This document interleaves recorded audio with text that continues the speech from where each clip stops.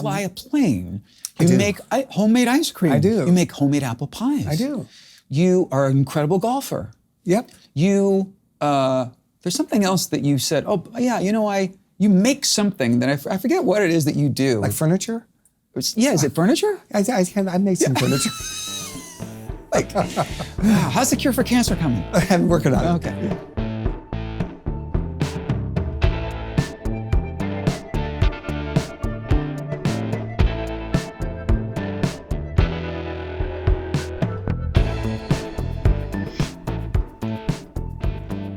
You're probably wondering why I'm hiding in the bedroom here in this house in Sydney.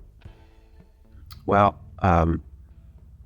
it's actually really wonderful because I'm being visited. We are being visited. Daisy and I are being visited by my son Lucas and her nephews, my nephews, Alex and Christian, and Alex's girlfriend, Ceci. And so it's been really great to have the gang here for the last few days. They're going to be here for about 10 days, visiting me while I do the voice here in Australia. And it's been great, but I've been needing to do this intro to this particular episode of Stories to Tell, and I have not had a minute of silence in this freaking house, which is good. It's good to have a lot of hustle and bustle going on. It is a gorgeous, gorgeous day here in Sydney. And I am about to, everybody just left and went to a big farmer's market, which I would rather stick needles in my eyes than to go to on a Sunday, which is what day it is here. So there's this huge staircase, outdoor staircase that I'm going to go do, get my sweat on, get my cardio in today. But we've been having so much fun here in Australia.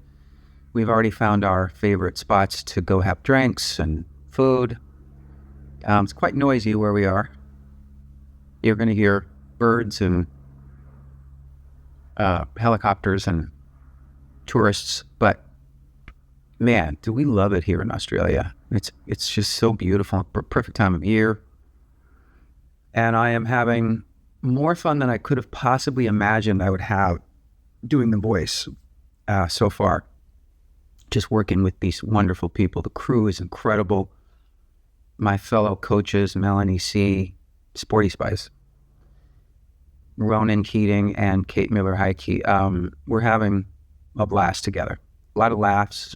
It's some really, really great singers. Looking forward to for you guys to see what we have up our sleeves for this season of The Voice in Australia. What else? We're keeping up with what's going on at home. But I'll just leave that there. As much as I love it here, I am already a little homesick. I really want to get back to LA and then to our place in Miami. We have kind of the best of both worlds in the States. We live in two of our favorite places, Florida and California.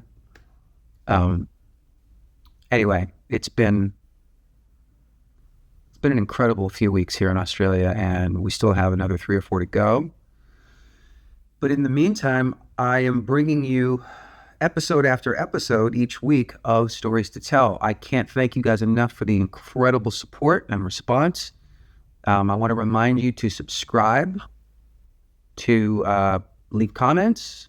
We need to hear from you. We want to hear who else you want me to talk to. We want some constructive feedback.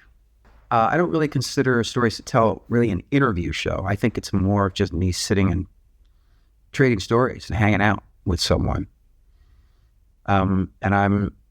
It's quite a diverse list of upcoming guests, but we want to hear from you. So we want you to subscribe. We want you to comment. We want you to fill up my social media with, hey, what about this person? And hey, go talk to that person. Or I loved what you did with Paul Stanley when you talked about this. And I love that thing with Kenny Loggins and I love the Katie Couric line when we want to hear all of it. We want to hear all the reviews, good and bad. Today's episode, my friends, is so fun and so funny because that is who my guest is. He is one of the most fun and funny people I know. He's truly legendary. Everyone in the world knows who Kenny G is, and he has been dominating the world of instrumental music for 35 years. He's sold a bazillion records, continues to tour, continues to make new music. Kenny and I have been friends for about 35 years, I think. And over time, I'd say especially in the last dozen years, we became closer and closer. We both went through some similar life experiences. He, mainly a divorce, and he was about a year and a half ahead of me on that. So when I was going through some stuff, Kenny was incredibly supportive and helpful to me as a friend, like a brother. And I just love him. We laugh so much. We have a very unique friendship. Our friendship, we've talked about this with each other. It's not that there aren't people that we're closer to necessarily, or that we're the best of friends, but our friendship is unique in that we don't stand on ceremony with each other. We don't worry about offending one another or saying, I don't really feel like meeting up tomorrow night. I love you and I miss you, but I really don't. I'm just kind of like, I just want to chill out. Okay. And either of us can say that, and it's totally fine. I think we're the most understanding friends of each other. And because we know that we're constantly busy and traveling and touring.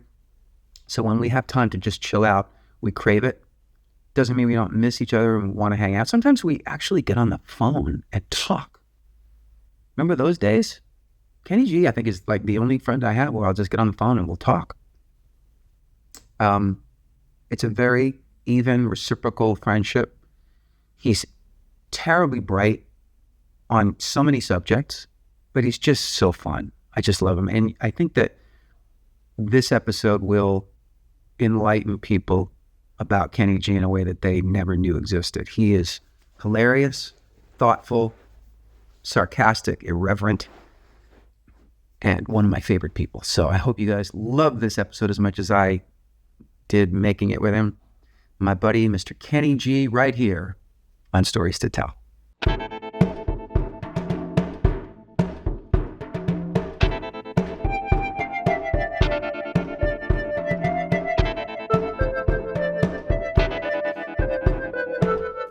Kenny fucking G.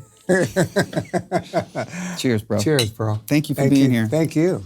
Thanks for making such a beautiful drink. Well, I want to know if you like it, because you and I have had a lot of tequila together over the years.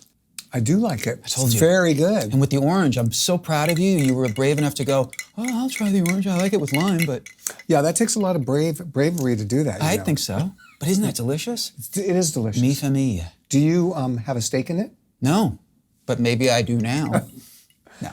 You know. I just was walking up and down the aisle of my favorite liquor store, and I saw it, and the bottle is beautiful. Look at the bottle. It is beautiful. It's nice, right? Mi familia. So it's. And this is my favorite thing. There's an extra shot in the lid. Wow. Isn't that cool? Yeah, right when you run out, the right? first time I emptied a bottle, I was loving it so much, and then I looked and I was like, and you just pop open the little rubber thing, and this is good. Isn't it good? Really good. It's the añejo, but I've had the reposado, which is also nice. Or as my Cuban wife says, reposado. Well, and they say that this is if you're going to drink and don't want a hangover, just drinking straight tequila is your way to go. Correct. Or straight vodka, which is the other thing that I do. It's the mixing that does it, right? But totally. I'm a sucker for a mojito, though. Oh yeah, I love it, and a margarita. What about a paloma? I don't know what that is. Oh, bro! Next time we hang, I'll make you What's a maybe paloma? after this, I'll make you a paloma. Oh. It's tequila, grapefruit juice. I like it so far. And sparkling water. And that's it? That's it. Where's the sugar? Oh, and a little simple syrup. Great. Simple syrup. I'm going to love that. And I do with a lime. I'll make you one. So that's basically almost like a margarita, except instead of a lime, it's grapefruit juice. Yeah. I think that's going to be And great. I actually combine, there's this soda that I found called Izzy, I-Z-Z-E, and it's a sparkling grapefruit soda that has very, very little sugar. No, I mean, it's just natural sugar. There's no added sugar. Great. So it's healthy. I don't mind sugar, though. I don't mind Sugar's awful for you. You have to stop. I know. It's I don't care. terrible for inflammation. And but I've been off sugar for a year and a half now. You don't eat anything with the sugar in it? No. So if I make you an apple pie, you won't have it? No. I'll have a bite. Yeah. Just so I don't hurt your feelings. My feelings get hurt so easily. Yeah, I know, right? But I mean, okay. Yeah, I guess that's true. That's good. I'm not on sugar, but I will. But you won't have ice cream? No. I know you make ice cream. You have made us. You brought over homemade ice. He's not only Kenny G, the worldwide phenomenon. He comes over to the house and he brings ice cream, and we go, "Oh, where'd you get this?" He goes, "I made it." I know, and I say it just like that because I made it. I'm excited about it. I know, but I love that about you. Thank you. No, I think before we really get into anything, it's full disclosure that we have been. I would say that I have a lot of acquaintances. I feel lucky to say that. There are a lot of people whose company I enjoy. I'll go out to dinner. Yeah. I have very few friends, and I consider you one of my absolute closest friends. I completely agree with everything you just said. Except except you're not in the friend category. No, I agree. Same. And the thing that we talk about this all the time when we get together, is that we can relate to each other so well. Yeah. You do what I do. You have the same life experiences. So when I tell you stuff about, oh, this happened on the road, if I want to complain to somebody about something, it's kind of hard. They're not going to feel sorry for me. You will, because you understand what it takes to do it. At the same time, we both tell each other how lucky we both are that we're still doing it after all these years. Yeah. Well, I think we definitely lead with gratitude. Absolutely. We have, always. But the other thing I've noticed is that I have a couple of friendships, like long friendships, that I cherish them. Yeah. But I wouldn't. The difference with you is I feel like we've gotten closer and closer and confided in each other more and more as the years have rolled on. I agree. I feel like our friendship was always super fun and great, but in the last 10 years, it was like it's a different thing. I think it's because we've gone through more life things that require or would be, it's good when you have a friend you can talk to about. Yeah. So we've done that with each other and we've gotten closer because of that. I would say that you really, one of the key reasons that I think we've gotten closer was a decision you made about 11 years ago. That is one of the most profoundly special things anyone's ever done for me. And you'll remember what it is. So I got divorced. I was going through my divorce to my first wife, who you knew, and we used to, your ex-wife and my ex-wife, and the four of us used to spend a lot of time together over the years. And you had gotten divorced about a year or two before I did. Right. When I was in the thick of it, because I was not like, yay! It was a really, really, really painful time for me. There was a lot of stuff going on that was making me really question a lot of things. It was making me insecure. Yeah. I was not feeling great about myself. I was just in a really bad headspace. Yeah. And we did this gig together in Japan. Oh yeah, I remember that. And I remember being in that elevator together when you were, that was great. Remember that we said goodbye? You were heading in, I was going one way, and I said, "Stay in the elevator. I got to take a picture." I know, remember? Yeah, Don't you remember this? Yes. Yeah. And at that point, you had reached out to me to say, "Hey, bro, I know what's happening, and I'm ahead of this curve with you. Like I've been through it, and I'm here for you because I know that this is there are a particular set of circumstances, and I'm just here for you," which is really great. But what you did in Japan, we went to dinner afterwards with a big group of people, and we were sitting next to each other, and we were just kind of talking. And at one point you said, and I'm paraphrasing, but you said, "You know what? I feel I've known you such a long time, and I'm seeing something going on with you, and I know you're going through a really rough time, but I'm seeing some stuff in you that is unfamiliar to me, which is I feel like you're down on yourself. I feel like I'm sensing that your sense of confidence and what's my next chapter and all that is in question for you. And I just want you, and this is what you said, I want to tell you about my friend Richard Marx." Oh, I remember saying that. You know what? Let me tell you about Richard Marx. And you started hitting me, not just with like bullshit compliments, right? but accurate things about me, qualities about me that you said, this is the man that I've gotten to know over the last 30 years. You're this, and you're this, and when this happens, you're this guy. And really, and I swear to God, I think I got 2 inches taller in that dinner. Wow. And it was such a remarkably perfect way to do what you did. Your choice of words, your timing, of course. And so I've thanked you for that several times. So I thank you again. But I really think that was the door to us becoming even closer friends as we've become over the years. Well, thank you. I'm glad that I could be there for you, because I had gone through it and felt lots of feelings during that process. It wasn't a Yahoo either. Right. I don't think anybody really does a Yahoo when they get divorced, even if it's better for you. Yeah. There's still lots of things that go on. But the main thing is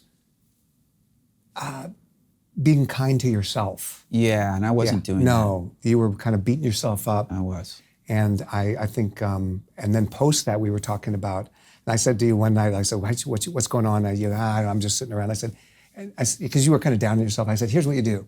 Pretend you're taking yourself out on a date. Yeah. You're at home, so you invited yourself over. What would you do if you had somebody really special and they came over? What would you? You said, well, I'd probably light some candles. I'd go light some candles. Yeah. And I'd probably make something to eat, and do all that, and just do it for yourself. Yeah. And it makes a big difference. But those kind of things that you have learned, your life skills are, that's something that the outside world wouldn't know about you. Thanks. You have so many interests and so many talents, really, not just abilities, but you're good at a whole bunch of shit, to the point where I'm envious and really admire it, but it also annoys me. I know. Yeah, that's the problem with me, is that I get annoying because... No, I'm kidding, but it's I'm annoyed at myself. Oh, no, but I get it. You fly a plane. You make homemade ice cream. I do. You make homemade apple pies. I do. You are an incredible golfer. Yep. There's something else that you said, you make something that I forget what it is that you do. Like furniture? Yeah, is it furniture? I make some furniture. Wow, how's the cure for cancer coming? I'm working on it. Okay. Yeah. No, but you really enjoy your life. I enjoy learning things and getting good at the things that I want to get good at. And I don't enjoy doing things that I'm not good at. Yeah. Which is not a great thing. So, for example, tennis. Right. See, I'm not that good at tennis, so I don't really want to play tennis. Mm-hmm. Although it sounds fun, but here's what's gonna happen. I'm gonna play tennis, then I'm gonna want to get good, which means you got to devote that much more time to it. I need time, because I know what it takes to get good at something. That's my whole thing in life. My whole thing in life is reps. I'm a guy about reps. Yeah. So the way you still practice. Practice this morning, 3 hours every day, 7 to 10. Jesus, man. I know. That's amazing. Some mornings it's but I'm a guy. I'm a stickler for time. Do you keep an eye on? You don't ever do 2:45? Sometimes, but not often. I do 2:45 if I tell myself I'm doing 2:45. But if I set up for 3, it's 3 hours to the minute. I got 1 more minute to go. What am I going to work on this last minute? All right, let me try to tongue this lick in a different way. Okay, really? Yeah, that's what I do. We should have a caption for that. Tongue this Kenny lick. G. Okay, but look, tongue that lick, Kenny G. I mean, that's what sax players do. Tongue that lick and lick that tongue, bro. In the sax world, a lick is basically a musical little blurb of an idea. And the tonguing, that's a nice lick. And the tonguing is really important. That's really one of the big keys of sax playing, is the tongue and the fingers, obviously the breath, have to work in sync to make your thing, to make it sound the way you want to. It'd be like saying the word Richard Marx, and you went, Richard Marx, or Richard Marx, or Richard Marx. It's like, what do you want to say? How do you want that lick to be? And that makes a huge difference, obviously. And that's what I do. And I work on that every day. I try to take something that I know how to play really well, tongue it differently. Tongue the first note and the third note, second note and the fifth note, to see if I can make my brain and my fingers work that fast. And I just do that every day. And how much of that, two questions about that, because we remember this is what's fun about. Yeah. Sort of this isn't really an interview, but I get to Like even reading a little bit about you, I was like, I've never talked to him about this. And all these, we've been friends for decades. No. Well, because we just usually have fun and tell jokes and relax. But this is fun for me too, because there is some, so 2 questions about that. Yeah. You're 7, let's say it's 7 to 10, right? Mm-hmm. If I'm gonna work out right in the gym from 7 to 9, whoa, it's a long workout. It's a long workout, but in between reps and in between sets, I'm gonna be looking at my phone, or I'm gonna be, do you just go from one to the next? Like, or do you just fucking play the sax for 3 hours? No, I do a little bit of that. In my 3-hour session, I'll do a little bit of that. Here's what happens. I'm practicing and go, oh, forgot to text that guy back. Quick, 30 seconds, bam, boom, boom, boom, boom, boom. Hey, what's the weather gonna be like tomorrow? Gotcha. Okay, I'll look at it now. Gotcha. Or I might go, I'm really interested in, I think of something. I wanna know, how do you change a garbage disposal? How do you change one of those things? I really want to know. Okay, ChatGPT. Let me just practice a little bit.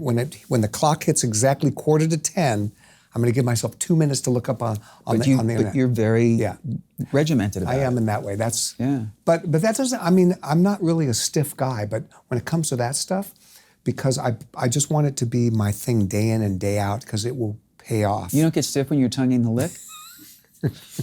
I've never had any problems with that. And I'm getting older, but so far so good. So far, there's a pill for that. I know. I've heard. I've seen the ads. The other question I have about that is what percentage, if you had to just guess, what percentage of your daily practice ends up on stage with you in a performance? Oh, I would say a lot of it.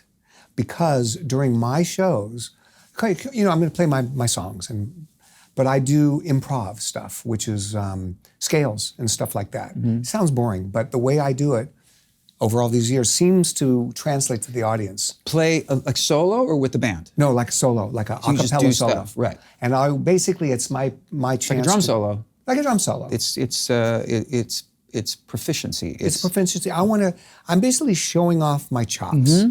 Now, I already know this. Is that when you do the circular breathing thing? I do that, yeah. I do the circular breathing thing also during the show, where I will hold one note really long time. And that's really easy for me, but people go crazy. Yeah, of course.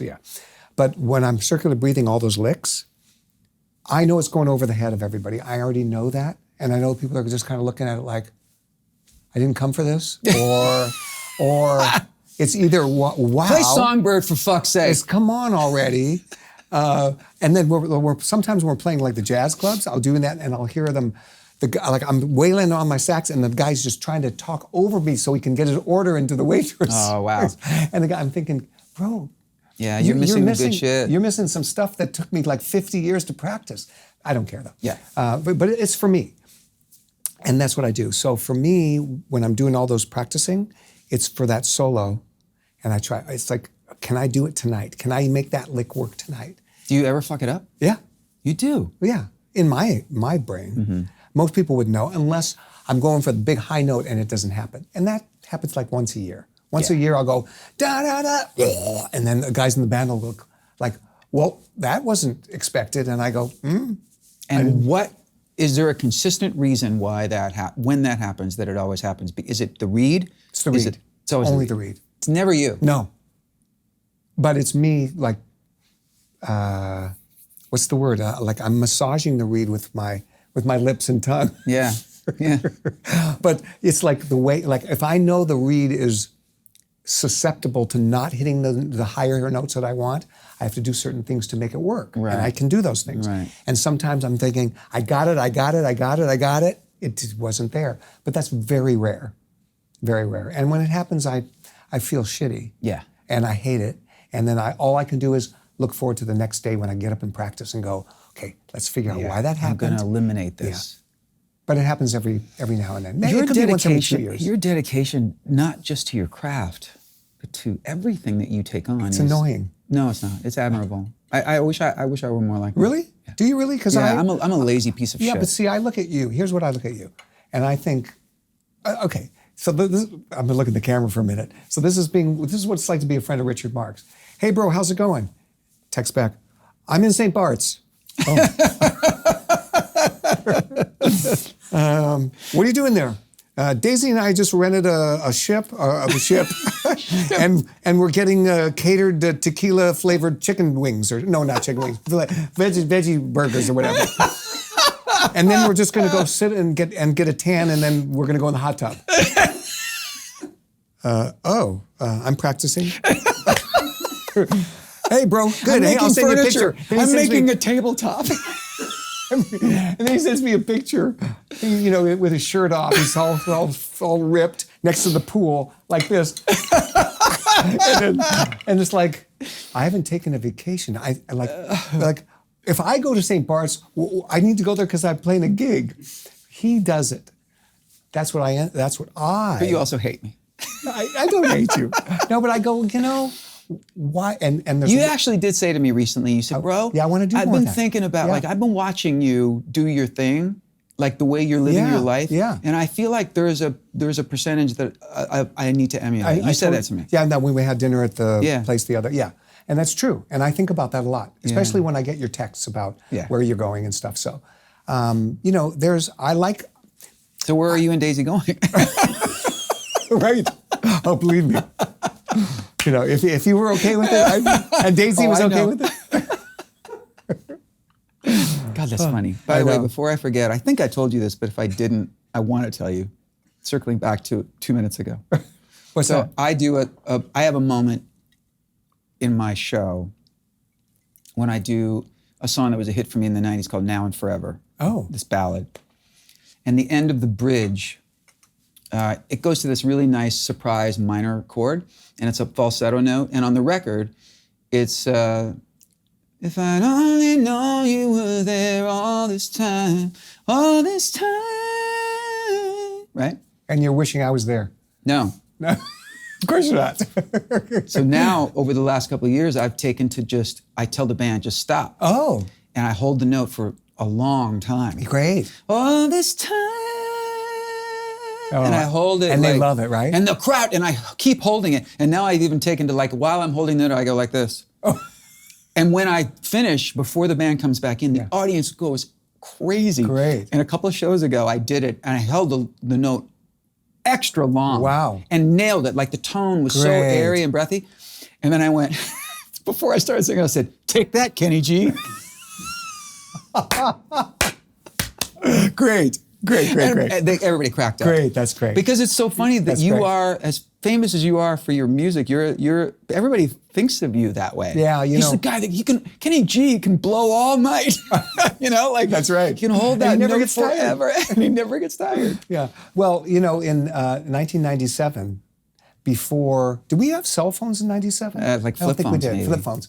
So before the world was so connected and there was so much things to see, I did a thing for Guinness to hold a note. So that just got so much press exposure that the whole world thinks of me as the guy that has the world record for the long Right. note. And so that's out there like that. Today, there's so many people doing stuff you can't really. Well, the reason that you're so known for that, you just made a really interesting point, because pre-web and social media, an event like that, for whatever reason, even though it might not have been disseminated in to the amount that things are, Right.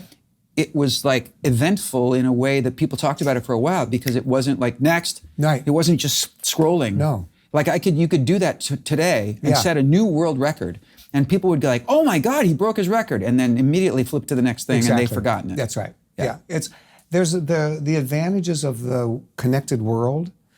They are there, but I am so glad that I know you and I grew up doing this about the same time period, but I'm so glad it wasn't wasn't the case, because I don't know if I'd have the same success. How much time do you sit around and scroll on your phone? Let's and see. what do you? I scroll Instagram, and I have to make myself stop. Oh, you sent me the sweetest clip of Max. Oh, shredding. Oh, yeah. On Instagram, which I don't think you'd ever messaged me on Instagram. I was like, right, I did. And first I thought, is it his people or whatever? And then you were like, bro, check out Max. Yeah. I do it. It's interesting to me. Okay, here's the main thing I do on Instagram is I'm scrolling for French. so I can Right. learn my French. Because I'm spending a lot of Because time you in live Paris. part-time in Paris. Yeah, so I scroll and then I see somebody go, if you want to say, I'm your friend in French, you say it like this. And then I go, okay, and then I take a screenshot of that, and then I try to write it down and memorize it. Are you into the saved stuff? Do you know how to save on Instagram? I don't know what that means. Oh my God, dude, I'm going to change your life right now. And Daisy we're both going to sound like old men, which we are. Is this my telephone? She changed my life What? when she said, why don't you just save it? And I said, what do you mean? So there's a little flag on every post. Right, I see the flags. So if you click on that, it'll ask you, do you want to save this? And you can create folders. Oh, and then you can go back to that anytime you And want? it's always there. So I Oh. have now folders of recipes, Oh, because I'm cocktail, great. fitness. Because I'm doing recipes, but then I screenshot every page. I have to scroll through.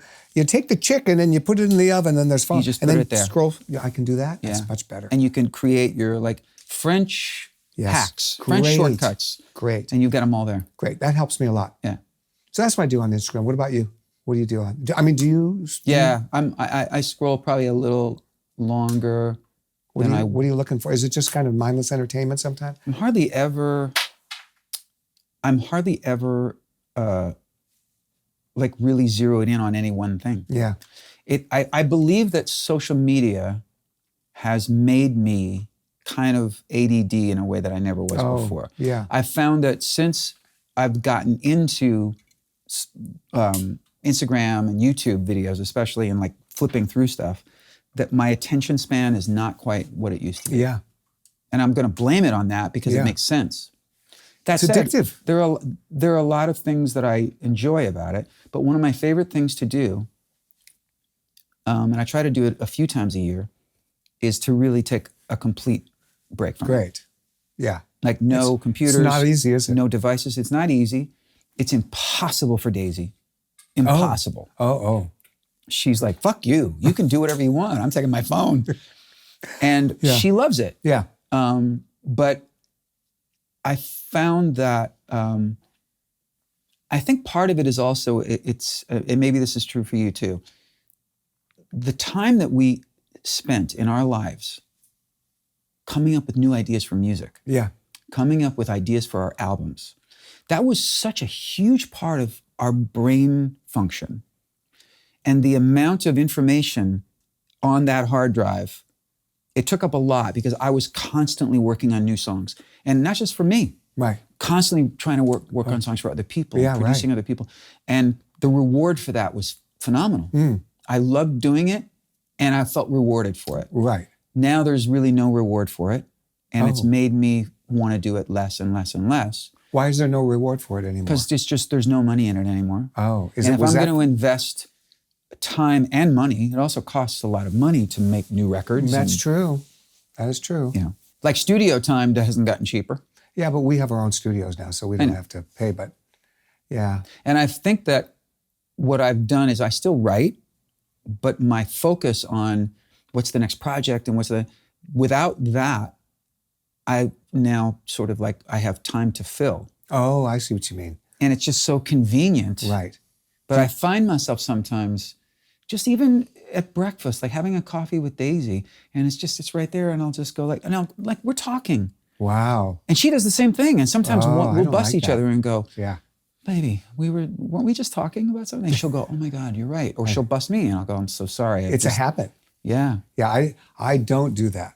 I'm not quite that far Because yet. you're a better person than I am. Well, I'm not saying that, but it's true. But I'm not saying it. No, it's true. I'm just not going to say it. Yeah, that's tricky. It is tricky because it's very it's addictive because you want to see, well, what am I missing? What's going to entertain me? What's going to give me a?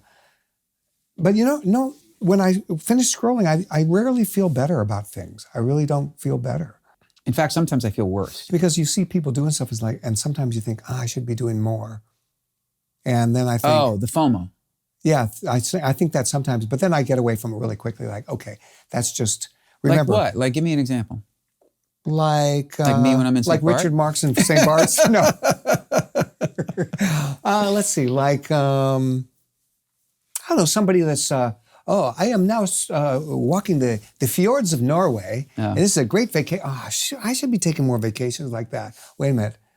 I bet that whole vacation didn't look exactly like they're showing it on the course not. thing. Because I've been on vacations, and sometimes they're not all that much fun. Yeah, sometimes. So I thought you were talking about like you see the way somebody's living their life, not in a vacation mode, but like accomplishing things. Or I wonder, do you notice other musicians, for example, and compare yourself or feel like you're competing, or do you have any of that? well, yeah, sometimes, sure. Me too. Yeah, I mean, there's a lot of sax players posting a lot of stuff they're playing. These guys are really good. These young guys, really good. Like who's somebody you think is great? Well, there's a sax player named Chris Potter. He's really good. Yeah, I mean, his technique and Similar not to my musical style. stuff? No, more like traditional jazz style. But he's like more from the Michael Brecker school. I don't know if you know who Michael Brecker. Of course. is. I saw the Brecker brothers when I was a kid Oh, there you go. at, where was the place they played all the time in New York City? Famous club. The Blue Note? No.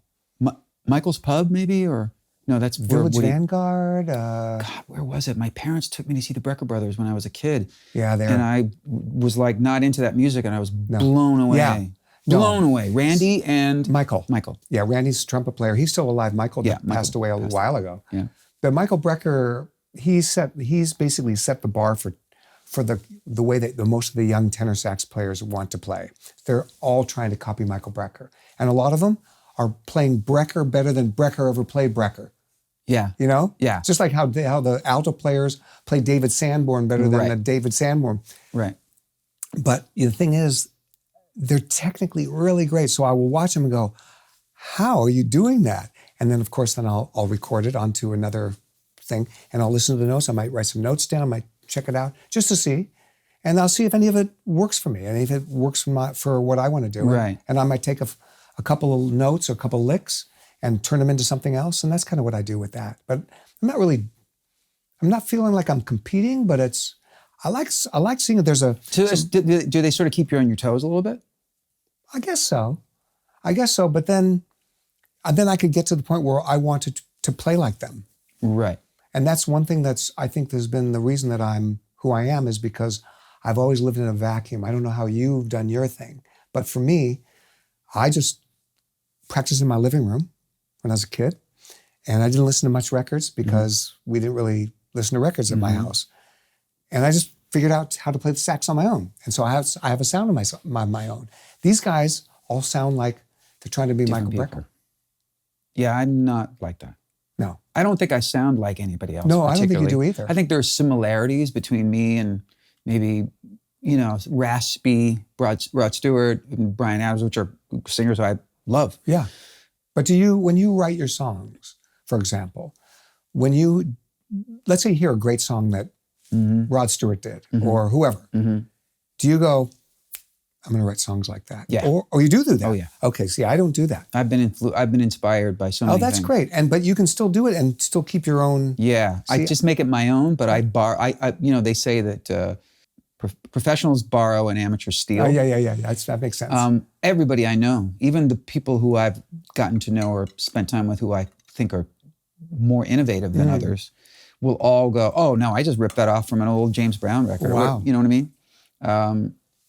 I definitely borrow, but I really try to do it in a way that I can spot it, but I don't think anybody else can. Yeah. I don't think I've ever had anybody go, your song sounds just like. You've never had any legal problems with anything? No, never. Good for you. In fact, the opposite. I've had people rip me off. Oh. Have you gone after them or you just? Only one. Only one time. Did you win or lose? I won. Good for you. I didn't have to go to court. Oh. I made them pay my favorite charity, the cystic good for you. fibrosis. I made the whatever I think I would have made.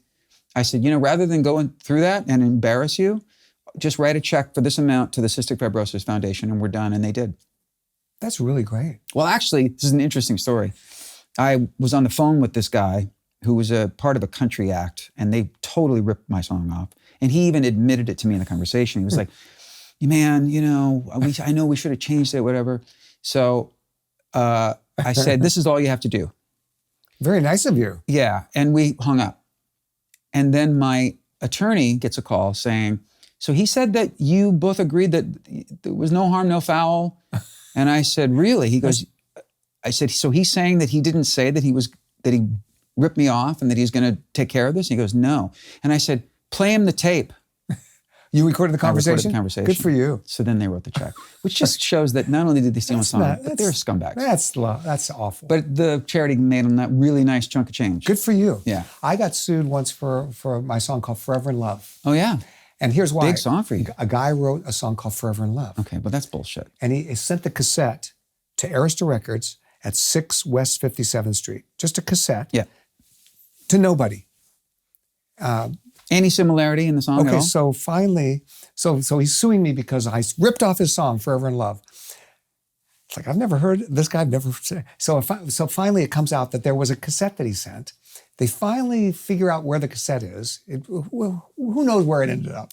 Of course, I never heard it. Of course. And here was the only similarity between the two songs. The title. There was a saxophone on both songs. There was nothing musical that resembled. But the guy this was it. Hey, give me 10 grand and I'll go away. He was a shake. And I said, hey, how about fuck you? Yeah. And let's Yeah. and I want you to meet Mr. Shapiro and Mr. Cohen, and let's talk. And then everything went away. Yeah. But it cost me more than that to do it. But there's no way that I was going to pay this guy. No. Because there's no way. No. Of course, I'm not going to rip anybody off. My songs are completely original. Of course. That was what I was saying is like I like to not listen a lot because I don't want to try to play a lick like this other guy. I want to play a lick that for whatever reason makes me feel good, and then I keep my uniqueness. And I think that's a reason that my sax became so popular because nobody does what I do. It's for sure, but I think it's also. And then they tried to. Once they saw how much that it sold, then there's the guys trying to copy me. Of course. But it's not, they don't even sound close. But it's your technique, it's your showmanship, your particular, you've written most of what you've done or co-written. All of the big songs were just mine. But it's also, you were recorded differently. Yeah. So you have this whole sort of like, we call it in the business, we call it a chain. Oh yeah, chain. You're right. And it's the way it's the gear that is used, That's and just the perfect amount of reverb and delay and these technical things that you dialed that in and went, that sounds really good to me. Right. And it's Kenny G. Right. It's a sound. You can hear it. That is like, when you hear a sax on a record, you know whether it's you or not. Yes. Because it's not just the way you're playing. No. It's the way you record yourself. The sound of is very specific. Yeah. I don't know of any other musician you can really, like even the people who are iconic and identifiable, Clapton, Stevie Ray Vaughan, people like when you hear their instrument, like I think that's definitely so-and-so. Right. But it could be somebody else, but, Yeah. but they didn't record in a specific way the way you did. I try to, like when I do a solo for somebody, I say to them, look, I'm going to send it to you with all my stuff on it. And then I'm going to also send it to you a little, I will send it to them without my reverb. And then I send the reverb separately. Yeah. And then I say, but you got to let me hear it at the end. Because sometimes they will dial it wrong. Right. And then I won't like it. And then they'll have But I love that because that just means you give a shit. I do. And you're also protecting your brand. You're protecting your identity that you've worked very hard to create. I like it. I actually really like doing solos for people. Yeah. Because I don't get paid for it. And I specifically will not ask to get paid because I only want to do it because I'm motivated because I want to do it. Yeah. I make enough money doing my gigs. Right. So if somebody says, hey, how much will it cost for you to do a solo for my record? I said, send me the song. If I like it, then no charge. So is that the same when Kanye wanted you to show up at the birthday? Yeah, no charge. No charge? No charge. Really? Yeah. I don't believe you. 100%. You don't believe me, do you? No, but it's true. I didn't get paid for that. Wow. Yeah. Well, it was also a great move at the time because it was such a... I wasn't thinking it that way. You were just being a nice guy. I think, you know what happened? I think his manager asked me at the end of like, how much do you want Wasn't that in this neighborhood? It was in this neighborhood, yeah. I think as I was driving here, I go, if I take a left here, that was Kanye's old house. Yeah. I remember that day too. It was raining and I got over there and I was sitting in my car and then I got out of my car and it's like, hey, I'm supposed to go in there. It's like so much security, like nobody will let me in. And finally let me in. And I'm sitting in, they escort me to a room and that's like, it's Valentine's Day, right? So it's like, okay. And an hour and a half goes by and I go, fuck it. So I text his manager or his agent. I go, look, I'm out. I'm not waiting anymore. Wait, just give him 5 more minutes. I said, nope, I'm out. And I started to leave the room, and then he walked in. I try not to judge unless I'm there hearing the words and seeing the face. That's good. That's good. You know, but I think I'm generally that way, but when it comes to those things, that you've lost me. That was not a smart. It wasn't a smart move on his part to say those things. So Yeah. But you know, we're not. It's like he's not texting you from St. It Park? was our text message like, "Hey, bro, how's it going? Good. What's happening? I'm doing this. How are you?" Yeah. Yeah. And then it's been like 5 years. So it's like it's just whatever. It stopped, and that was the end of it. And then, okay, fine. Right. I was in the circle for a minute, and then out. I didn't care. Yeah. I wasn't trying to stay in the circle. I was just trying to do this one song with him and be part of this musical thing, which was fun. Yeah. And then once that was kind of over, I was like kept a little bit in touch, and then he disappeared. I have no idea. Years and years and years. As famous as you've been for such a long time, have you met someone who you really admired, or you were just super jazzed to meet and struck up some kind of a friendship with? Is there someone? You mean like you and Rod Stewart? Yeah. God dang. Do you have that? Do you have an example? Yeah, of Clint it? Eastwood. Really? Yeah. How did that happen? Golf. Right. Yeah. Right. Great. Are you still in touch with him? He doesn't text or anything, so it's hard to stay in touch. Right. Hey, call my email my secretary. Email the secretary. How's he doing? He's good. Yeah. That's it. Right. But have you had like dinners with him? Oh yeah. Yeah. Yeah. Just the two of us hanging out. When's the last time? 7 or 8 years ago. Yeah.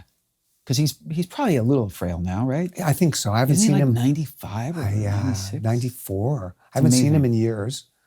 But doesn't mean that we have always had the best vibe. Right. And how long was that friendship where you were like get together and Like maybe 10 years. Oh yeah, a long time. So you got to know each other. Yeah, we would go out to a restaurant.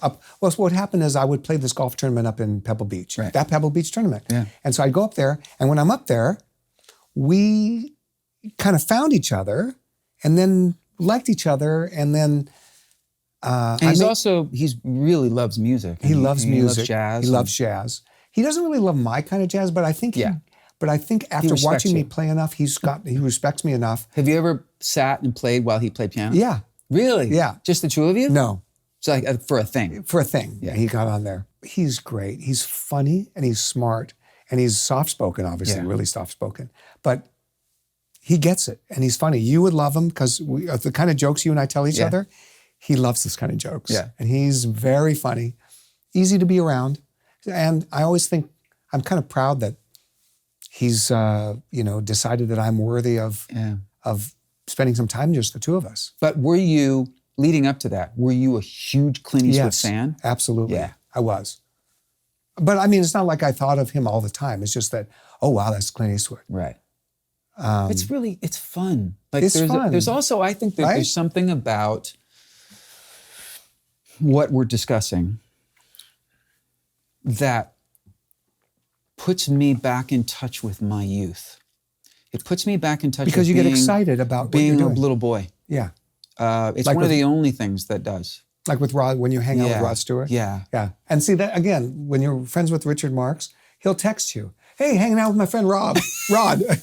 And it's like, and he's got a picture of Rod. And then he's got Rod Stewart saying, hey, Kenny. Yeah, we did. We sent you a video. Wish you were here, you whatever. It's like, great. I'm not Kenny, there. you old sod. You old sod.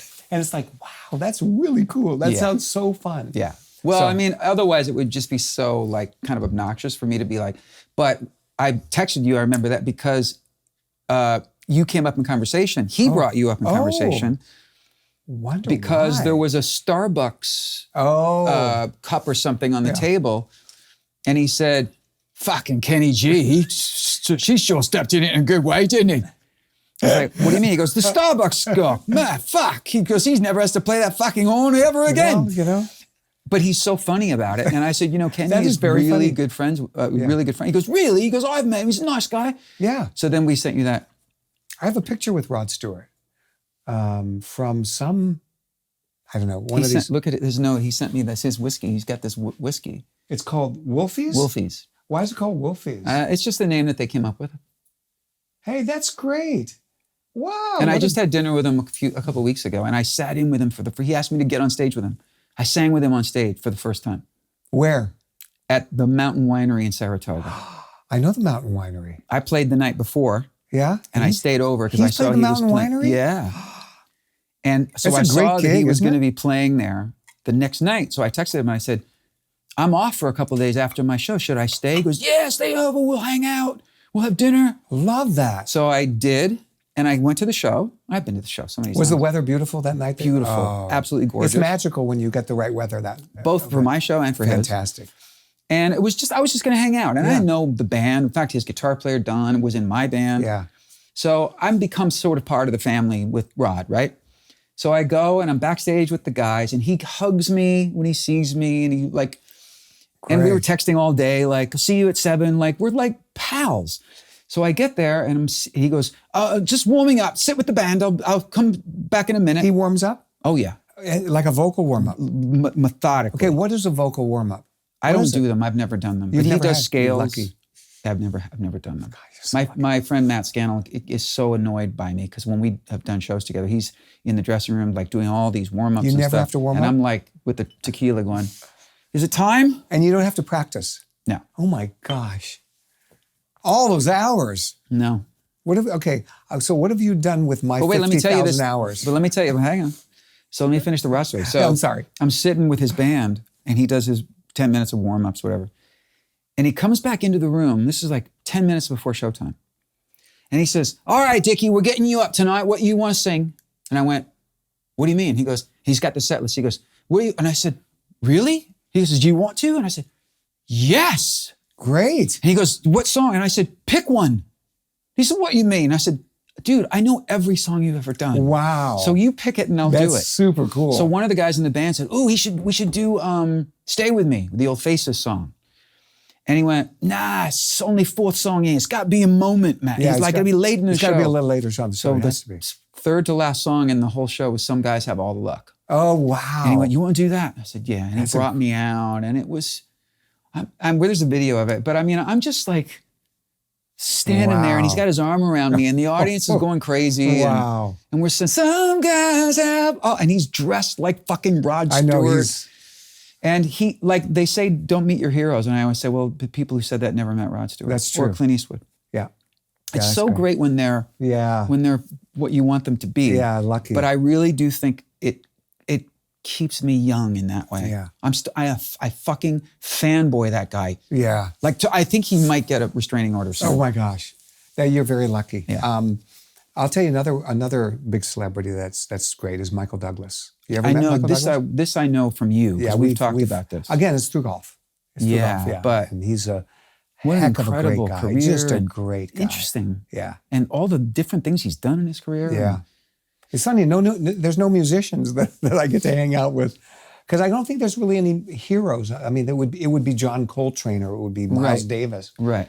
But just being able to, it's really, I guess it's through golf because the golf is like an equalizer. And if you're good at golf, it doesn't matter who you are, there's respect that goes around. Right. So, and you are respected as a golfer too. I used to be really, really good. I'm not as good anymore because I don't practice very much. Really? Yeah, that used to mean so much to you. You know, but is it just the amount of time? It was the amount of time. And here's what happened. I thought that if I applied my same philosophy to golf as I do sax, which is reps, reps will get you better, right? That eventually I'm going to get so good. But that's not true with golf. It didn't work. Right? I don't think it's true of any golfer.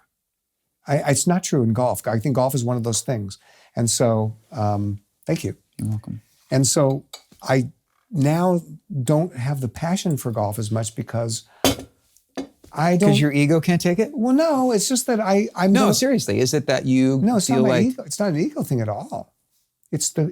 But you mentioned I used to be better, but now I know you're sort of like you were. I think you were probably known as the best musician / golfer. I actually was literally. It's not. It's not even a conjecture. That was quantitative, not qualitative. Better than Bolton? Oh gosh. Come on. Well, I mean, Michael was considered a really good golfer, No. right? No. Maybe only by Michael Bolton. Who's a dear friend of ours. by Yes, the way, we're but- good friends. But you got to get rid of handicap. So if you get rid of handicap, now you're talking about skill. So as skill as a golfer, because you can say as a handicapper, Vince Gill. Vince Gill's a great golfer. Is he better than you? He might be. Yeah. But at one point, at 1 year, my handicap was the best of any musician golfer. And I was voted, or not voted, but in a golf magazine, the #1 musician golfer. For that time. Do you have that framed in your house? No, should. actually, no. But I have fucking should. It's in a magazine somewhere. Anyway. Who are the, wait, before we leave this, Okay. who are the other musicians who you think are like really good golfers other than Vince Gill? Well, let's see. Back then, it really was Vince Gill. He was the guy. Me and him. Well, Jack Wagner as an actor, he's legitimately, he's better. And he than had me. a #1 song or a big record. Oh, back did he? in the 80s. Okay, yeah. well, there you go. All I Need. Well, I don't know that. Yeah. I don't. I Is he never still a listened to great singers. golfer? Oh yeah. Yeah. yeah, he's a great golfer. But I'm no other musician, like player, trying to think. who's an incredible golfer. How did you get into golf? My brother. My How older old were brother, you when you started playing? 10. Oh, same Yeah. year that you started playing Yeah, sax? same. I read this. And skiing too. I was a really good skier. I actually still What am I a mean, really good skier. you're a journeyman. I know. That's really impressive. You know, I'm not good at I'm very good many at things. I'm good at learning how to do stuff. Yeah, but you commit to it. That's the thing about you. Yeah, but it's like this. If I'm going to go skiing, it's like I want to understand why. Okay, see that guy doing all those great turns? How does he do that? Oh, well, he puts his weight on his outside ski at this point in the turn, and then he pushes his weight here. Then his upper body's like, okay, well, I'll just do that. Yeah. And then I just do that and go, okay, and what's next? Yeah. And I learn things quick. Snowboard? Do you snowboard too? No, I don't want to snowboard. I tried it once. Too much falling. Yeah. And the wrists. Yeah, I did No, it I'm for a already little a good while, skier. and I was actually starting to get, because I didn't really ski much. Yeah. And I started. First time I got on a snowboard, I was 50. You don't ski. No, Dang it. no, I skied a few times. I never did it enough to get good at it.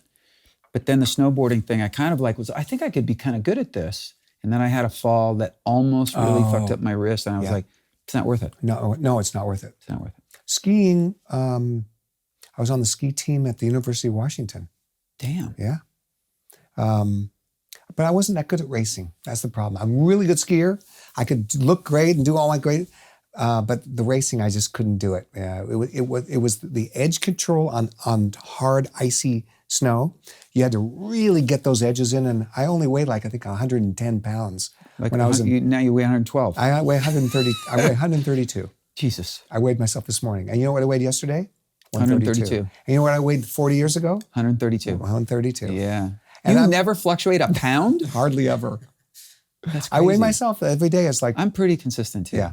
But I'm not 132. but I don't have enough weight to push on that ski. Right. At least that's my theory. Now, professional skiers watching are going, it's just an excuse. Well, for whatever reason, I can't get that edge control hard enough. And I fumble a little bit on harder conditions. But I still love to ski. And What's something that you would love to be really good at that you know you are never going to be good at? Like for me, I think it's painting. I'd like to be able to paint. Yeah. I've never really invested the time in it because I'm afraid of sucking. You'll probably suck at first. Well, of course. Yeah. That's a good question. Think about it. Come back. Get back to me. What about you, besides painting? Is painting your thing? That's your I'd like to be answer? really good at painting. Do you think you're going to try to do it at some Yeah. point? Yeah. Pierce Brosnan is doing that. Really He's good. good at that. Paul Stanley. Paul Stanley does Paul it? Is Stanley's he good? wonderful. Wow. He sells paintings for huge money. Yeah, so does But I mean, Pierce. he really loves it. And Yeah. several of my friends, even Daisy, when she's just painted a couple of Wow. things, and I go, "Fuck!" You put that's them up- you really put good. that yeah, stuff we have up? them up. Yeah. Yeah, I've never really thought about it. I mean, I think that if I wanted to be a good painter, I could easily do it. I Yeah. think I could. But I mean, that means that I could, if I wanted to paint those guitars on the wall over there, I could probably do that. Paul Stanley does that too. Oh. I think I need to get you guys together. I know Paul Stanley. I saw him last time I was over here at your Yeah, house. but He's I a think nice you guys guy. have a lot in common. Yeah. And he's another guy like you, where he devotes time to things. What is he good at? A lot of things. Really? Well, he's a really wonderful guitar player. First of all, Well, of course. He's really good at cooking. He's a really good cook. Aren't you good at cooking? No, I'm good at certain things, but it's like I make I bake. Ooh. I Like bake- cakes and stuff? Not cakes, but I bake like scones and cookies and now I'm experimenting with this whole no sugar thing, coming up with some things. What are you using in place of sugar? Monk fruit. Monk fruit or Monk fruit? Yeah, monk What's fruit. monk It's a fruit? natural sugar that has no. That's so bad. The microphone just like freaked out over that sound. Ugh. Ugh. That's Taste it before you. You were gonna shit all over the tequila. No, I before. wasn't going to shit over anything. I'm gonna give. I'll let you taste something that I made that has no sugar. It's just made with monk fruit, and I bet you're gonna go, "This is really good." I convinced my sons. Yeah. I don't care about sugar that much. I need to ask you this because when I was reading the stuff about you, you. Oh, by the way, reading about me. Oh yeah, let's talk about your talk book about for a this. second. Talk about But this. wait, before you. So I'm sure that this is going to come up in the book. Oh. All I You mean know this is that book? when you were 10 years old, Life in the Key of G. Coming out. Your new memoir, New York There it Times is, right there. bestseller. All the secrets right here. Let me see it. Yeah. Am I in here? No. Jesus fucking Christ. What am I going to... I wasn't in your book. It's true. But that's because we haven't worked together. That's right. Yeah. Well, we did once, We did once. but that's not worth writing No. about. No. No. That's like a history of like Speaking of the history, I remember your book. I remember reading your book. It started off, you were like, I'm in a limousine and I'm on my way to such and such. That was how your book started. no, my book opens or I'm in a bed in a hotel room. A bed in a hotel room. Thinking I'm about to die. Oh, because you're on the road somewhere. I Yeah, I know, was in Montclair, New Jersey. And I had a mysterious illness and I had 104 fever. Oh. And I was convulsing and I thought, I'm going to die. Oh. I'm going to die here in Montclair, New Jersey. And that would have been a short book then. Yeah. I just scribbled it and then I read that you got inspired to play the saxophone by seeing something on the Ed Sullivan That's Show. correct. But what was it? A sax player playing a solo. What sax player? We don't know. In the book, we tried to research it. Like what date it might have been that I watched, That whole and who year. was playing sax solos on Ed Sullivan. And we think it might have been a guy named Sal Nestico. Sal Nestico was a sax player. But you're positive it was the Ed Sullivan Show. 100% It wasn't the Lawrence possible. Welk Show. No, it wasn't the Lawrence Welk Show. Or the Mike Douglas Show. No. Or, I mean, that's my memory. I was watching it with my mom. and something at 10, you went, I want to do that. I said, I want to do that. Yeah. And then did they run out and get you a sax the next day? Rented me one because I had already played piano And you and you gave I it up? didn't like it. And By the way, congratulations on thank that. you very much. Is this mine? Can I read? Oh yeah, you can. So but I'm that's flying like- to Singapore tomorrow. I could need something to read on the plane. Go for it. I would love to read That's it. great. Are you going to Singapore tomorrow? Yeah. Oh my gosh, I'm so jealous. I want to go there so much. Come with me. I love. Were you doing that one of those gigs we talked about on the phone? God darn it! Well, I thought you were going to get me one of those gigs. I'm tried. I've Come asked. on. Come on. You've got your, And then I get back and I'm here for 3 days and then I go to Macau. Wow. I got to tell you about that. Were you playing one of the casinos? Nope. You playing a private show Yeah. for one of the casino owners? No. I'll tell you about it. Dang it! We'll Where are you? discuss it over drinks. How are you getting these gigs? They're coming to me. How? They're just finding me. Dang it! No commissions. I know. I want to. Asia has been my market. Yeah. Not Europe. You're bigger and much bigger in Europe than I am. I've never, like with Bolton, you guys, I never went there. Right. And I went to Asia and I've done really well. Yeah. And I love going back. And the problem is that it's just hard to get the gigs right now because the promoters are sketchy. Yeah. And the money's not there as much as it used to be. And it takes a lot to, but you're going like solo? No, I'm going with my band to Singapore. Oh. And then to Macau, I'm going to sing one song to track. And I know, yeah, we don't have to talk about the money here, but I know what that's going to be. Macau is. Have you been to Macau? No, I can't wait. Well, it's like the. Where are you staying? Do you know? I'll let you know. Yeah, let me know. I know. I've been to Macau. Vegas. It's like the Vegas. It's like the Vegas, but it's not like the it's- Vegas. It's technically Hong Kong, right? Yeah, but not really. It's just you need a passport to go from Hong Kong to Macau. Right. Yeah, because I know that because I tried to go from Macau back into Hong Kong. So you've been to Macau? Been to Macau like half a dozen times. Oh, yeah, I played there. many gigs in Macau. Gotcha. Well, yeah, I'm doing this big TV show. Oh man, And I'm just singing one song, and all I have to do is literally show up and be handsome and sing. That's easy for you. Eh, Like, if I had to be handsome and play my saxophone, I could do one of the two. shut up. Shut up. Do you think that your celebrity and your persona and your Guinness Book of World Records and that you've sold so many, like you're the biggest selling instrumental artist of all time, correct? Do you think that any of that has undervalued your talent as a musician?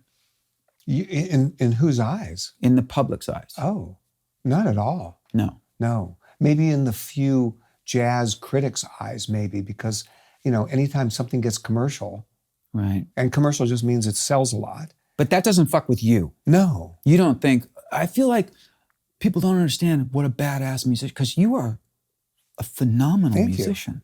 I appreciate that. But I think that most people think of me that way. I don't think that I think, again, it's just a few maybe in the technical musical world of jazz music, there might be players that might go, Oh, like the Pat Metheny thing. well, yeah, I like that kind of stuff. Yeah, but don't you think that came from jealousy? But That was just, it was so over the top. yeah. There was anger in it. Yeah, It that was was- like personal. maybe it was high like you that day. called his mother a whore. Seriously. I know. I think maybe just something was wrong that day when he was quoted at saying that. And it stuck again. Like there was no Yeah. there was no the internet feed, so that stuck around. Were you a fan of his? Not so, but not. Right. No, I think he's a great player. Yeah. I mean, Pat Metheny can play. He's great. Yeah. And he's got the thing about Pat Metheny, he's got his own style of playing. Yeah. Really good. Have you ever met him? I think I met him once when I was playing with Jeff Lorber at Red Rocks in Colorado and Denver. No, gorgeous venue. Beautiful. And I think that we were doing the same jazz festival. I might have said, hi. Oh, but not since that whole debacle. No, but here's the funny thing. I play a couple of jazz clubs, mostly concert like you. Yeah. We play the biggest concerts we can. Yeah. But I do play jazz clubs. I play Jazz Alley in Seattle. Yep. I play the Blue Note in New York and the Blue Note in Hawaii. Yeah. And also maybe Yoshi's in the Bay Area and also the Blue Note in the Bay Area. Those are the ones that I Not the might Blue play. Note in Japan? In Tokyo? No, Why? because I play concerts in Japan. Right. Yeah. Gotcha. I play the Blue Note. All right, because you're so much Means I bigger can't in do a Asia. concert. Yeah, I got you. So what was I saying? Oh yeah, so Jazz Alley. So the guy that owns Jazz Alley is this guy named John Demetrio, which it's a landmark in Seattle. So Pat Metheny was playing there shortly before I do my Christmas residency there, Right. which I do every year, Right. after Christmas through New Year's, which I'm doing again. And he said to me, Pat Metheny wanted me to tell you hi or something like, give you his best regards. So I thought, okay, As cool. an olive branch. Kind of, Yeah. after all these years. Not Yeah. that I care that much. Right. But it was cool. And again, I don't care. So when that came out, those that don't know what we're talking about is this guy wrote a really scathing thing about the fact that I did a duet with Louis Armstrong. Which was really It was- successful. It was the thing that, like, unforgettable. Yeah. Natalie Cole with Nat King Cole. So David Foster Yeah. produced it. And I asked him to do the same thing with me and Nat King Cole, and Louis Armstrong. Armstrong. And Pat Metheny hated that. Yeah. And he went to talk about it, but I didn't care. Well, It was- but it wasn't he just went to talk about it. Yeah. That was the impetus for, but what he said was so vicious. It was vicious. Like, yeah, it was coming from a different place. Okay, what if you read something that somebody said, oh, Richard Marx, the guy is not good looking and his voice sucks. Would you just go, huh? What would you think if somebody wrote that to you? I mean, I've had a couple people publicly rag on me. Oh, And not that, but it only irked me because first of all, I think that there should be a code of ethics within our community. right, I agree. I feel like any musician who rags on another musician publicly, that's just like, you don't do that. You don't do that. And people do it. Right. And it is something that it ruffles my feathers Right. when I see people do it about other people. Okay. So you can imagine the times when it's happened to me. Like, Tell me about it. okay, Rob Thomas from Matchbox 20 has talked shit about me in public Why? numerous times. Why? I Do you don't know him? No, never met him. Why would he care? I don't know, but he's made a point to talk shit about Like me. in what Like just in a real sort of Like what would you say? childish put downs. Like What's an example of something you say? like just I can't even be specific, but it's been multiple times where he's just it's belittling. It's sort of like, oh, Richard Marx, what a joke. Never specific. One of the craziest ones really didn't have anything to do with me musically, but it was such a mind fuck. In my early touring days, it's probably like 1990 or something. I'm checking into a hotel in Indianapolis on this tour, and it's in the morning. We've been on the bus. It's like we're all tired. Yeah. My tour manager is standing next to this other guy, and when I come up to get my key, my tour manager says, "Hey, Richard, this is Joe. Blah, blah, blah. He's Robert Plant's tour manager." Oh. And I said, "Oh my God, wow!" And I said, "Are you guys?" He goes, "Yeah, Robert, we're touring solo with his band." And he said, "We're staying here too." He said, "You should call Robert. You give him a call. He's staying here." And I said, "Oh, I couldn't do that." He said, "No, he's in room 707. Just call him." And so I'm like, okay. And then I go up to my room and I go to sleep for a little while. And then I wake up and I'm thinking about it. And I'm like, I don't know him. Right. But I also don't want to be rude. And just like, in case the guy said, "Hey, Richard Marx is going to call," and I don't. Right. I'm having all these like insecure. That's a weird position to be in. So I call the operator and I say, "Hey, I know that Mr. Plant is in room 707 and I don't want to disturb him. So I don't want you to ring his room, but can you just leave a message that I'm in room 432 Perfect. and I wish him the best. I'm a big fan." And his tour manager said I should call, but I didn't want to disturb him. I love it. She said, "No problem." Great. And she delivered the message. I never heard from him. He never called me. No problem. Great. A year later, That was well handled. thank you. And I was a kid. I was in my 20s. Yeah. A year later, I'm doing an interview for a magazine in Germany called Kerrang, which is a very famous rock magazine. Oh. And the interviewer he worked for them, but he was also, he said he was a fan of mine. He liked my work. And he said, "I have to tell you this story. I interviewed Robert Plant last week. And he said some pretty awful things about you." And I said, "Robert Plant? What did he say?" And I'm thinking, he's a disgrace to music, or he's not this or whatever. He goes, "No," he said, because he said the reason it came up was the interviewer showed up to the interview wearing a Richard Marx tour shirt. He was a fan. Wow. So Robert Plant says, "I shouldn't even talk to you with wearing that shirt." And the guy says, "Well, you don't like Richard Marx's What? music?" And he goes, "No," he said, "it's not that." He said, "I met him once in Indianapolis. He's an arrogant prick. What? He walks around like he owns the place." And he tells this story about me treating people badly and all this. And I go, "Dude, let me tell you what happened." So I tell him the story. Yeah. He goes, "You never met him?" I said, "I've never met him." Well. So he says to me, the interviewer says, "Well, do you want to say anything now to respond to what he said last week? Because I printed it." And I said, "Okay.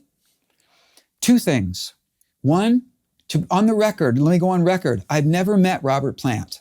Number 2, any man who bad raps another man in a magazine rather than to his face is a fucking pussy." Wow. You know what? That's Richard Marx. I mean, which I kind of did the same thing, but I was responding. I would never do what he just did, by the way. And I've never met him to this day, And but still, it's like, no, but it was so bizarre. Like Robert Plant is walking around going, Richard Marx is an asshole, and I've never fucking met the guy. But see, what I would have done, I will always learn from you on this. You would have I would have had my manager call his manager and say, "Hey, this is what's going on. We need to get to the truth here. And so what do you guys want to do about it?" And just have that start right there. Yeah, but I just get all personal, right? You know me. I just get. I know you do. I do. And I've talked to you about this have. too. Richard has shown me letters he's wanted to send people. And I go, "Do not send it." He still sends it. No, sometimes I haven't. I hope you don't. You have mentored me, man. You have coached me. I'm just more patient in the ways of patience and decorum. Well, I'm not saying I know better. I'm just saying. No, you do know better. Because I'm not you, so I'm not inside your. I'm not churning inside of me. I know, but you know what you've done? I'm, believe it or not, I joke about it, but I'm much better than I used to be about like firing off and losing my cool. Because when it's written down, it's forever. Yes. But a lot of that is from you, because you have really coached me and you have influenced me. And you've been a really great sounding board. Thanks. But also it's just mellowing, Yeah. you know? Yeah. I mean, we're in our 60s. Yeah. We can't be doing that kind of shit. Yeah, I just want to, my whole thing is I'm like a detective. You're measured. Well, yeah, but I feel like anytime something's amiss, Yeah. I'm a detective like, what's going on here? Who said that? Why do you think that's the way? Why did you say that? I want to know more about this. Rather than going, hey, F you, if you think you can talk to me like that. It's like, if But did you ever have a temper like that? Never. See, I always did. Yeah. So No, I never did. I've but- always been. So I feel very proud of the fact that I have grown. I'm glad you have. That's Yes. great. That's because really good. sometimes he would say to me, ladies and gentlemen, Ricardo, bro, you can't, no. Yeah, don't send this. Oh, and no, you know what you've done to me a couple of times, which I really love. And this is another testament to our What do I friendship. do? You go like this. You go, okay, I understand you were very upset. Can I tell you how I would have handled that? It's very big brotherly. Yeah. You have been like a big Yeah. brother to me in that way, which is really, really I'm glad. valuable. What happens is when you're not in it, you go look at it from a different perspective. Yeah. But see, I care about you, so I don't want any backlash to you. So if you write something and it's written down and then somebody goes, look at the kind of things that Richard Marx writes down and says to people, it's like, I get why he said it and it's probably justified. Yeah. But then it's like, unnecessary. for me, it's more like, have you met my attorney? Talk to him later this afternoon. Shapiro and Cohen? Yeah. It's like when the cop pulls you over. I made this mistake once. This was before, you've seen all these things now Yes. where you see What police you say and then what you don't I'm say. not getting get out of the car. I won't. I have the right to such and such, and then they get pulled over and tasered and all that shit. So this is I was at the height of my career or whatever it was. I just had bought a Porsche. And here in LA, I was on Mulholland Drive, and man, it was early. So there's no cars, and I was just like maybe 60. It was fun. And I got pulled over. And I had just come from, I don't know what I had come from. I had my horns in my car, and I had some maybe it was like a financial report. Great, it's the things I care about most. Money and music. In that order? In that order, yeah, that order.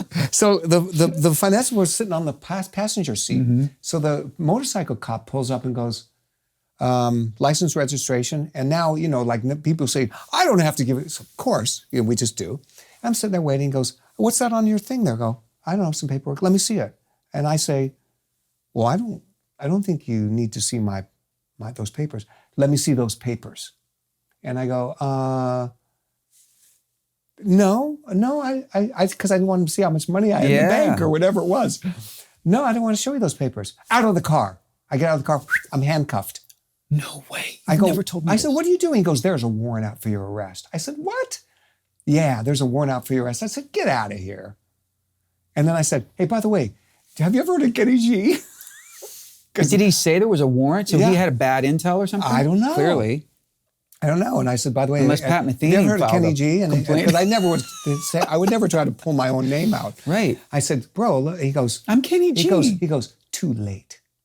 This sounds like a bad SNL I know, right? skit. I said, it's too late. I said, what the heck? I said, why would I be under arrest? Well, it's that you've got like you haven't paid your parking tickets or something. Oh, I thought the punchline was going to be, I heard the solo you played on. Yeah.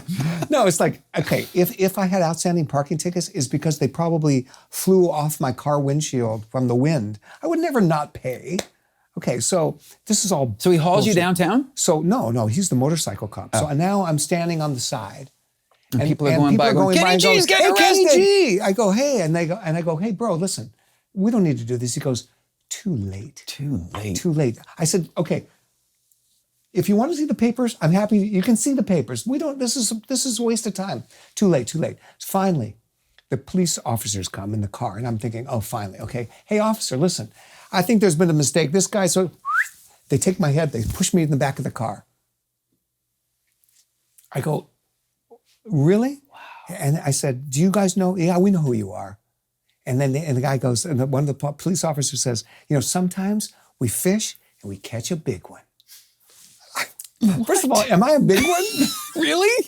So he said just like that. And I said, okay, look, bro. I said, look, what is it that you think that I did that I need to be in handcuffs? We're gonna have to figure that downtown or whatever, the precinct. I said, look, my saxophones are in my car. Can I just get my saxophones? We'll get them for you. I said, be really gentle with them. So I put the saxes in the car. What's gonna happen with my car? We're gonna tow it. I said, just leave it there. I'm not that far from my house. No, we gotta tow it. All right, get down to the precinct. I'm in handcuffs. They handcuff the handcuffs to a bench. Now I'm sitting on a bench with handcuffs handcuffed next to some other guy that's like looking like he's gonna kick my ass or something. A black police officer comes by. He goes, Kenny G, what are you doing here? I go, brother, ask that white boy over there, the cop. And he goes, come over here. And he gets me all unhandcuffed. And he goes, oh my God. I go, I don't have any idea. What's the deal? So he looks at it, he goes, there was like a parking ticket that you didn't pay. I go, and? Of course, how do I know these things? He goes, don't worry about it. So now I'm sitting at a desk and I don't have any money on me. It's like, I need $200. I don't have $200. So I call a friend of mine, a pilot friend of mine. I said, I need you to come down and give me $200. He says, okay. So he's on his way and now I'm sitting there and now the motorcycle comes up and cop goes, I need you to come over here right now. And I look at him and I go, fuck yourself. Nice. I'm just going to say right here. And he doesn't know what to do with himself now. Because I've got black police officers that are on my side against this white guy. Who's got a fucking hard on for you. He's got a hard on for me. And I go, you know what? When I'm ready, I'll come over and see you. But for right now, I'm just going to sit right here. And you're just going to have to wait for me. I said it just like that. And, I felt kind of good, but I was like really nervous. Yeah. So eventually, I get all done with everything. And then I go, okay, I need... where's my car? It's impounded, such and such. So I remember standing up on the police officer's desk in the middle of the thing. I go, excuse me, I need one of you police officers to drive me to where my car is, please. And then one guy says, sure, I'll drive you. And then I get taken. And that was my experience. You could have sued the department. Yeah, but whatever. Wow.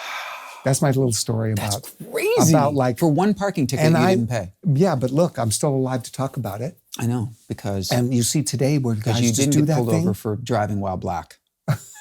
Right. Yeah. That's what they do today. Yeah. And you know what my advice is? Do whatever they say. Yes. And call your attorney tomorrow. Yeah. And you will get paid and you'll be alive. Yeah. If they screw you over and they do, you will get paid and you're alive. Yeah. Don't try to prove a point to that officer. They don't care. Yeah. You can't talk. One thing I've learned, you cannot talk to somebody that's irrational. Right. You can't be reasonable with somebody who's unreasonable. You cannot be reasonable with someone that's irrational. You just can't. So don't worry about it. Stay to yourself. Figure out what you need to do to protect yourself and then deal with it tomorrow. Lots of phone calls and then you can sue or do whatever you need to do and you're alive. I think you should do a whole album of music that was inspired by that lockup. You call it lockup. Kenny G locked up. Yeah. And you would be, of course, with the instrumental, you'd be able to tell exactly what it's about. I end every episode. Are we done already? I mean, we've been talking a long time. How long? And I want to have our night to hang. What time is it now? It's been an hour and 20, and right now it is 10 till 6. We've been talking that long because I Doesn't knew even it would be seem like we just got started. Well, we'll do a chapter 2. God darn it.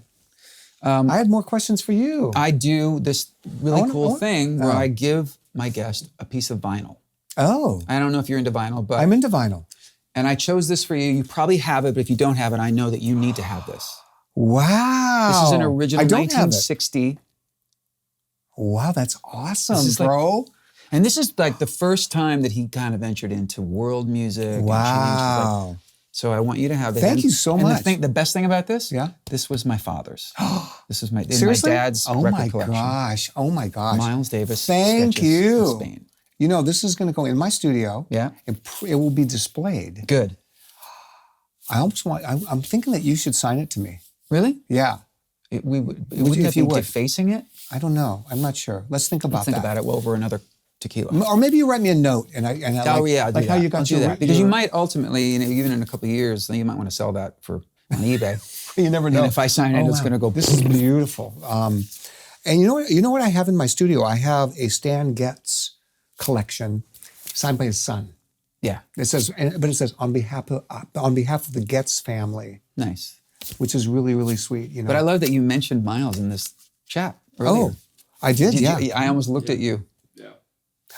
Anyway, I love that we did this together. Me There's too. so much more we could talk about. Oh my gosh, this But, is beautiful. I admire you. I respect you, but I am so grateful for our friendship. Me too. Me too.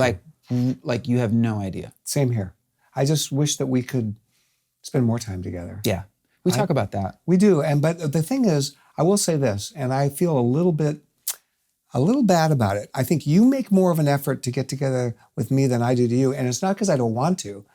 You seem to like make that first move. And I go, I was thinking about him. I should have reached out. So I don't want you to ever think that I'm not as equally anxious to get together. I am. But I notice, I was thinking to tell you that. I really appreciate that you think of it. And you think of it more, hey bro, are you in town? Yeah. Like, I should have thought of that. Well, It's because like, I run into people all the time that I don't like.